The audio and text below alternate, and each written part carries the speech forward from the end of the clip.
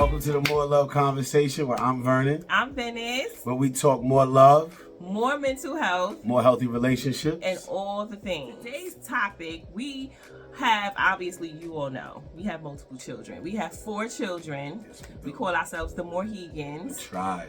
And a lot of times it gets quite busy. And a lot of the clients that we've seen who have children sometimes struggle with finding the time and the balance to spend time with your children individually. So firstly, the question is it important to spend individual time with each of your children when you have multiple children? I think the answer's got to be yes. Absolutely. Absolutely.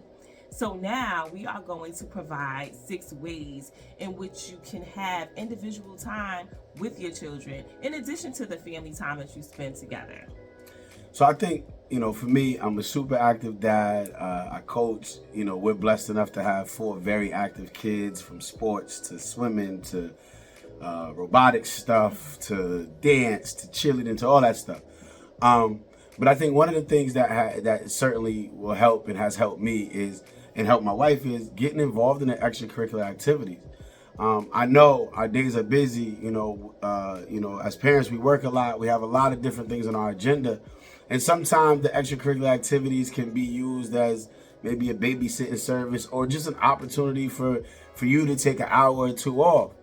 But that's also an opportunity for you to spend some individual time with your children. And I'm not saying you have to go be the head coach or you have to be, something, but maybe you could be the team mom, maybe you could be assistant coach, maybe you could be somebody who's involved who helps organize things. Just an opportunity for you to get involved with something extracurricular that your kids are doing. That also breaks away and gives you some time to spend individual time with them based on whatever activity it is. That's a good one, definitely. Because when you have extra activities with them and you take turns actually taking them to the activities, that's one-on-one time. Before and after, you have one-on-one time. So that's a good one. What we've created in our home, we've created Mother Sunday, where I have 4 sons. I was the only woman in I have 3 sons. Sorry, 3. Lord. So I have 3 sons, and for a long time it was just them and me.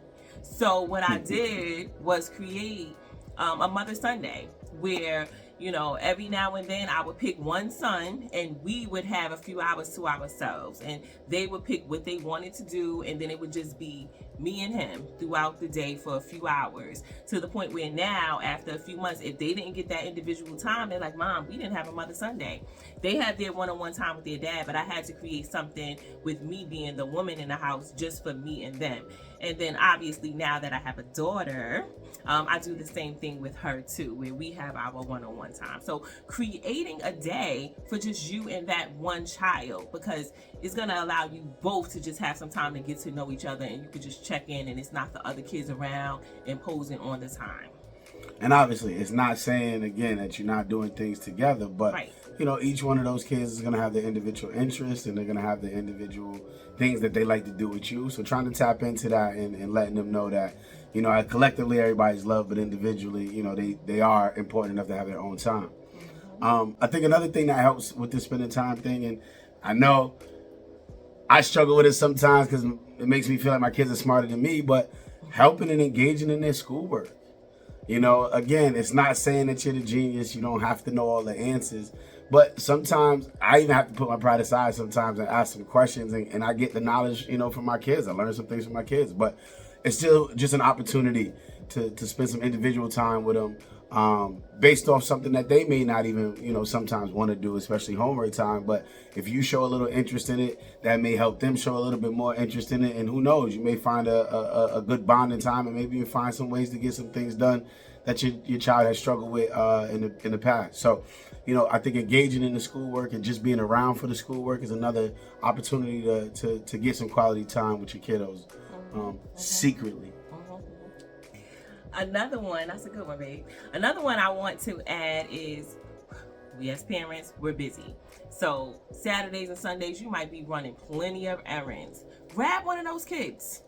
Allow them to see what your day is like. that will also allow you guys to have continued conversations, and they can really see some of the things that you do to get the house up and running pretty much. So, you know, if it's a Home Depot run, maybe he'll take one of the boys with him. Or if I have to go, maybe go to the office for 2 hours and then handle some other errands for the day, maybe I'll, you know, grab my daughter or one of my sons. But that is individual time spent. But then it also teaches them some of the day-to-day things that you do, like going to the bank or, you know, running to the post office, because it's important as they get older to understand, like, wait a minute, these are things that are essential in everyday adulthood life too.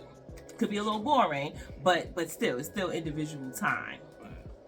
I think for me, one of the things that I enjoy, and I think is a dope time that I have with all of the kiddos, depending on, you know, the time and what we're doing, is getting interested in a show or finding a show that I've seen or seen a commercial for that may be catered towards some of the things they interest.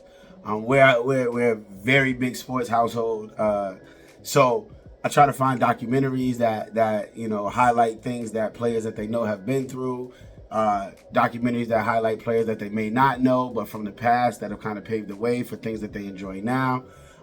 With our daughter, you know, we try to find, you know, YouTube things because she's into gymnastics and cheerleading, so trying to share that stuff with her.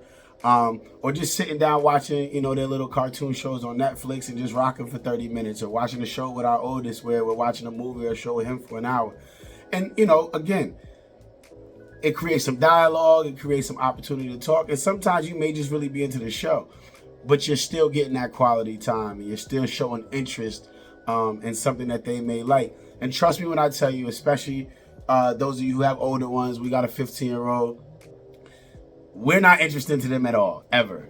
But I can promise you they do appreciate when you take the extra step to show some interest in something they like and take the time to sit there and kick it with them. You may not have a conversation. They're teenagers. They may not talk to you.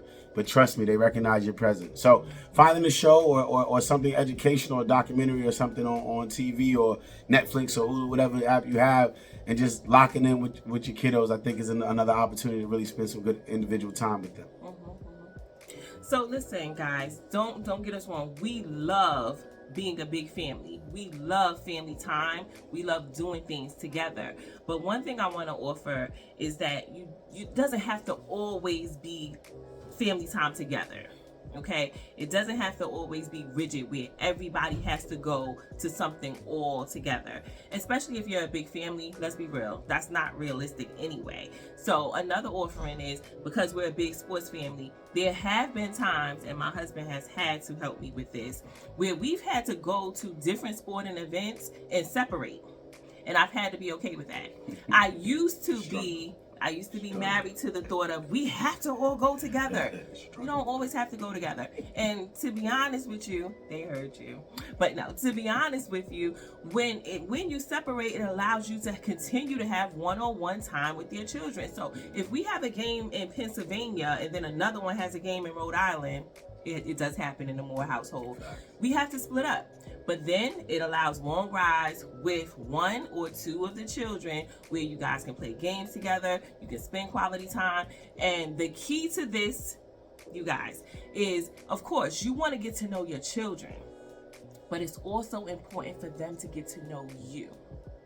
And a lot of times, we are such in mom and dad mode that we don't realize and ask ourselves the question, wait a minute, do they know us as people or do they just know us as mom and dad? It's a big deal. No doubt. Yeah. Like we said, look, the Mohegans is a tribe, man. So, you know, we love our tribe, but it's also important for our tribe to know that they are individuals and we love them and respect their individuality too. Don't get it twisted, man. We know this hard. We know it's only 24 hours in a day, 7 days in a week. But I think the biggest thing is just about your intention and your effort. If you have those two things and you know, you're showing your love the best ways you can. We know people got different work schedules, different situations, different life experiences, different life situations. So these are just 6 tips. There's a million more out there, and there's a million more ways that you can definitely spend that individual time and just show that presence and that care. So we want you to like, subscribe. Any ideas you have, shoot them back at us. And we appreciate it. And just know, like, you know, it's all about the kiddos, man. And it's all about them just knowing that, You know, you see them. And they matter. We've had our childhood. This is theirs. Absolutely. All right. Until next time, y'all. Peace.